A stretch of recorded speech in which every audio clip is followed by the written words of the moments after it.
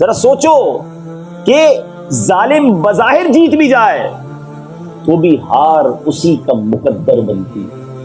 یہاں بھی ایک میسج دینا چاہوں گا. جب انسان کے ساتھ مقام ہوتا ہے تو ساتھ ساتھ شیطان اس کے دل میں تکبر بھی ڈال دیتا ہے. اس کو یہ زوم ڈال دیتا ہے کہ تیرا کوئی کچھ بگاڑ نہیں سکتا. یہ چھوٹے آدمی ہوتے ہیں، غریب لوگ، تیرا کیا بگاڑیں، جو کرنا ہے کر لو. لوگوں کے ساتھ جب گارڈز ہوں، دوست یار ہوں، کوئی عہدہ ساتھ لگا ہوا ہو تو وہ کہتے ہیں میرا کوئی کچھ نہیں بگاڑ سکتا. یاد رکھیے گا، غریب آدمی آپ کا بگاڑ کچھ نہیں سکے گا، مظلوم شاید آپ تک پہنچ بھی نہیں سکے گا، مگر اس کے پاس ایک ایسی چیز ہے کہ جب وہ دل سے پکارتا ہے نا تو وہ عرش تک جاتی ہے. اور مظلوم کے ساتھ اللہ ہو جاتا ہے، اور جب اللہ ہو جائے پھر ظالم کا انجام بہت برا ہوتا ہے. پھر ایسا بدلہ لیا جاتا ہے اللہ کی قدرت کی طرف سے، پھر ظالم کو سر چھپانے کے لیے جگہ نہیں ملتی. جب وہاں سے رسی کھینچی جاتی ہے نا پھر سب کچھ برباد ہو جاتا ہے. تو ہمیشہ ہمیشہ مظلوم کی ہائے سے ڈرنا چلتا ہے. میں نے ڈانٹ دیا تو کیا ہوا، جھاڑ دیا تو کیا ہوا، 2-4 گالیاں نکال دی تو کیا ہوا، 2-4 تھپڑی لگائے تھے نا، چھوٹا آدمی ہے، مسئلہ نہیں ہے. مسئلہ ہے اگر کسی کا دل توڑا ہے نا، جب اس نے ہاتھ اٹھانے ہیں تو تمہیں جگہ نہیں ملنی ہے. یہ ہمیشہ یاد رکھنا. کسی ملازم یا آپ کے کسی امپلائی یا آپ کے کسی رشتہ دار، کسی غریب آدمی پر آپ نے اس کو جھاڑا، ڈانٹا، ظلم کیا ہے تو آج معافی مانگ لو. لائف میں کسی کا حق نہ دبائیں، کسی کے اوپر ظلم نہ کریں. یہ واقعہ کربلا کا درس ہے کہ ظالم کا انجام کیا ہوتا ہے. اور اب اس واقعے کا ایک بڑا ہی عجیب ٹرننگ پوائنٹ کہ یہ مختار ثقفی، اس نے کام تو بڑا کمال کا کیا کہ سارے یزیدیوں کو، جن جن لوگوں نے امام حسین اور ان کے رفقا کو شہید کیا تھا، ظلم کیا تھا، چن چن کر مروایا. مگر اس بدبخت کے اوپر کیسی بدبختی آئی کہ اس نے آخر میں خود نبوت کا دعویٰ کر دی اور یہ بھی بے ایمان موت مرا. یہ کہتا تھا مجھ پر وحی نازل ہوتی ہے. اب ہو سکتا ہے کسی کے ذہن میں سوال پیدا ہو کہ اتنا محب اہل بیت اور اس کا خاتمہ ایسے ہوا. یہ وہی بات جو میں نے شروع میں کہی تھی کہ بلم بن باعورہ کا حال کیا تھا. ایسے بہت سارے واقعات ہیں اور روایتوں کا مضمون ہے کہ اللہ تعالیٰ چاہے تو اپنے دین کا کام کسی فاجر سے بھی لے سکتا ہے، وہ لے لیتا ہے. تو اب یہاں پھر وہی بات آ گئی کہ مجھے اور آپ کو بھی اپنے ایمان کی فکر کرنی ہے، اپنے ایمان کی حفاظت کے لیے دعائیں کرنی ہیں. موسٹ امپورٹنٹ تھنگ ان اور لائف. سمجھیے گا، میری اور آپ کی زندگی میں سب سے پریشس، سب سے قیمتی، سب سے امپورٹنٹ چیز اگر کوئی ہے تو وہ ہمارا ایمان ہے. لیکن انفارچونیٹلی، بدقسمتی سے، ساری قیمتی چیزوں کی حفاظت کی فکر ہے. بارشیں ہو رہی ہیں تو کوئی اپنی دکان کی فکر کر رہا ہے، کوئی اپنی گاڑی کی فکر کر رہا ہے، کوئی جناب کسی طرح سے کیا بچانے کی کوشش کر رہا ہے. ٹھیک ہے، اچھی بات ہے، اپنی چیزوں کی حفاظت کرنی چاہیے. لیکن ہم میں سے کون ہے جس نے آج پورے دن میں یا پورے ہفتے میں اللہ سے یہ دعا کی ہو، یا اللہ میرا ایمان بچائی رکھیو، میرا ایمان کہیں مجھ سے نہ چھن جائے. اصل میں بعض لوگوں کا یہ ذہن بن گیا ہے کہ ایمان بس ایک بار مل گیا اب تو ٹھیک ہے، مسلمان ہوں تو اب مسلمان ہی بنوں گا نا. اللہ کرے ایسا ہی ہو جائے. ایک حدیث تو آپ سب کو یاد ہوگی، انما الاعمال بالنیات. ٹھیک ہے نا، ایک حدیث تو بڑی مشہور ہے کہ اعمال کا دار و مدار نیتوں پر. ایک اور حدیث پاک ہے، انما الاعمال بالخواتیم، کہ اعمال کا دار و مدار خاتموں پر ہے. خاتمہ ایمان والا نہیں ہے. جتنے روزے رکھے، جتنی نمازیں پڑھی، جتنے سجدے کیے، جتنے صدقے کیے، سب ختم، demolish, finish, null and void. اگر کوئی شخص بغیر ایمان کے دنیا سے جاتا ہے، اس کا کوئی عمل اس کے کام نہیں آئے گا. اس کا مطلب یہ ہوا کہ ایمان پر مرنا یہ بہت ضروری ہے. ایمان بچا کے رکھنا ہے. تیرے صدقے میں آقا سارے جہاں کو دین ملا، مگر نبی پاک کی دعا کیا ہے؟ یا مقلب القلوب ثبت قلبی علی دینک. اے دلوں کو پھیرنے والے، میرے دل کو اپنے دین پر ثابت قدمی عطا فرما. یہ نبی پاک کا انداز ہے. اور ہم غلامان مصطفیٰ گناہگار، ہم میں سے کس کو فکر ہے کہ ایمان کے لیے ہم کبھی دعا کریں؟ خدا را اس کی فکر کریں. مسلمان بھی دائرہ اسلام سے خارج ہو سکتا ہے. یہ ہے مجھے اور آپ کو سمجھنے والی بات. اب سوال یہ پیدا ہوتا ہے کہ مسلمان کیسے دائرہ اسلام سے خارج ہو جائے گا. ہاں یہ سمجھنا ضروری ہے. اس کے لیے دو تین چیزیں. ایک تو یہ ہے کہ گناہ کی کثرت. جو شخص کنٹینیو گناہ کرتا ہے نا, مسلسل اللہ کی نافرمانی کرتا ہے. روایتوں کا مضمون ہے جب بندہ ایک گناہ کرتا ہے اس کے دل پر ایک بلیک ڈاٹ لگا دیا جاتا ہے. اتنے گناہ کر لیتا ہے انسان کہ پورا دل ہی سیاہ ہو جاتا ہے. اب اس پر کوئی ہدایت کی بات اثر نہیں کرتی. ایسے کئی لوگ ہوتے ہیں جن سے آپ اللہ رسول کی بات کرو مذاق اڑانا شروع کر دیں گے, نماز کی بات کرو بات ہی نہیں سنیں گے, دل بالکل سیاہ ہو چکا ہوتا ہے. تو گناہ کی کثرت یہ ایک سبب ہے ایمان کے چھن جانے. سیکنڈ ریزن جو بڑا تیزی سے پھیل رہا ہے وہ ہے زبان کی بد احتیاطی.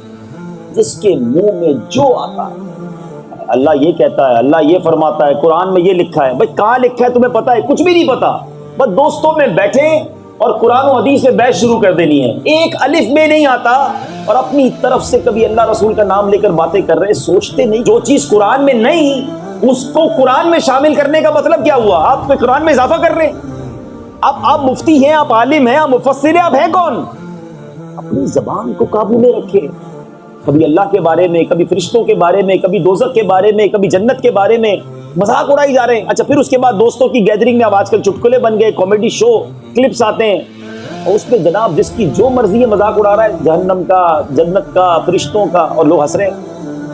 یہ وہ بے ادبیاں ہیں, یہ وہ گستاخیاں ہیں کہ بعض اوقات بندے کو ایمان سے خارج کر دیتے ہیں. سوچئے یہ جگہ زبان چلانے کی نہیں ہے. We are Muslims, we have boundary.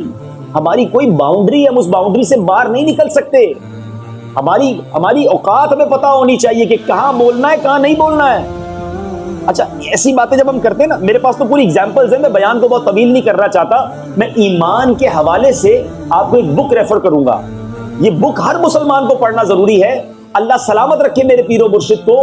علماء فرماتے ہیں کہ پچھلے 1400 سالوں میں اس موضوع پر اتنی وضاحت کے ساتھ اردو زبان میں ایسی کوئی کتاب نہیں لکھی گئی ہے, اور اس کا نام ہے کفریہ کلمات کے بارے میں سوال و جواب.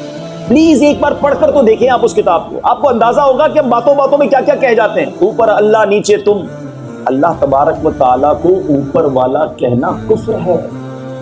ہم تو بچوں کو بھی سکھاتے بیٹا اللہ کہاں ہے, وہ بچے بھی اشارہ کر رہے ہوتے ہیں. علم ہی نہیں ہے نا, اللہ کے لیے سمت مکان ماننا یہ کفر ہے.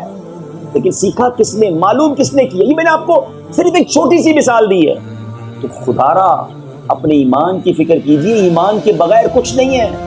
ایمان نہیں تو کچھ بھی نہیں. بعض اوقات انسان ایمان سے بھی جاتا ہے, اس کا نکاح بھی ٹوٹ جاتا ہے اور اسے معلوم ہی نہیں ہوتا. اب مثال کے طور پہ, اچھا یہ تو اب گانوں کے اشعار, ایسے تو بہت سارے اشعار ہیں, میں صرف فار ایگزامپل بتا رہا ہوں. میں نے کتاب میں پڑھا تھا کوئی ایسا شعر ہے کہ پوجا کروں یا سجدہ کروں. اب اپنے محبوب کو کوئی یہ کہہ رہا ہے کہ تیری پوجا کروں یا سجدہ کروں, تو یعنی محبوب کو خدا مانا یا پوجا کرنے کے لیے اس کو معبود مانا, یہ تو کفر ہے. اور ایسے گانے لوگ گا رہے ہوتے ہیں, لڑکے لڑکیاں گنگنا رہے ہوتے ہیں, ایک دوسرے کو شیئر کر رہے ہوتے ہیں. اب بتائیے یہی تو وہ سازش ہے شیطان کی کہ کسی طرح لوگوں کا ایمان چھین لیا جائے, اور ہم اس کی سازش میں آ جاتے ہیں کیونکہ لا علمی ہے, علم سے دوری ہے. اچھا یہ تو ہو گئی یہ باتیں. اچھا اب انسان ایک کیفیت میں آتا ہے, کسی کے ساتھ کوئی واقعہ ہو جائے, اللہ معاف کرے کسی کے گھر میں جوان موت ہو گئی, ایکسیڈنٹ ہو گیا. یاد رکھیے مومن کا امتحان ہے نا. امام حسین کے سامنے 6 مہینے کے علی اصغر کو شہید کیا گیا تھا. زبان پر شکوہ آیا, کمپلین آئی, علی اکبر جوان شہید ہوئے, کمپلین آئی.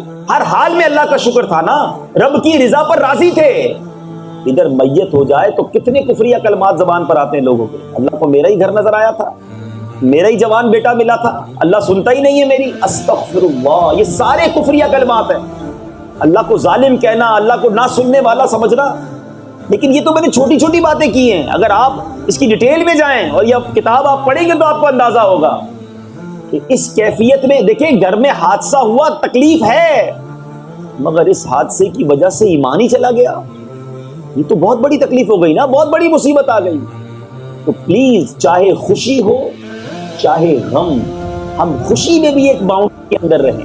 سیلیبریٹ کرنے کا اسلام میں منع نہیں ہے, ہم اپنی خوشیوں کو انجوائے کریں, کوئی منع نہیں ہے, مگر ایک باؤنڈری ہے نا. ہمارا حال تو ایسا ہے کہ خوشی میں بھی رب کو ناراض کرتے ہیں اور غم میں بھی رب کو ناراض کرتے ہیں. وہ سیلیبریشن کے نام پہ طوفان بدتمیزی ہوتا ہے.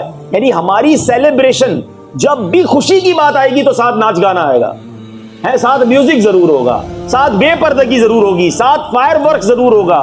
یعنی ہر وہ کام خوشی میں کرنا جیسے اللہ ناراض ہوتا ہے. ارے عقل تو یہ کہتی ہے کہ رب عطائیں بڑھاتا, میں سجدے بڑھاتا, وہ مہربانی کرتا تو میں شکر کرتا. مگر ادھر حال یہ ہے کہ وہ عطائیں بڑھاتا ہے, بندہ خطائیں بڑھاتا. پھر ہم کہتے ہیں پتہ نہیں کیا نظر لگ گئی, پتہ نہیں گھر میں کیا ہو گیا, اتنا زبردست نیا گھر بنایا تھا, اتنی بڑی پارٹی کی تھی, گھر میں مزہ ہی نہیں آتا. پتہ نہیں جب سے گھر گیا ہوں بیمار رہتا ہوں. تم نے اس گھر میں داخل ہوتے وقت شکر کب کیا تھا؟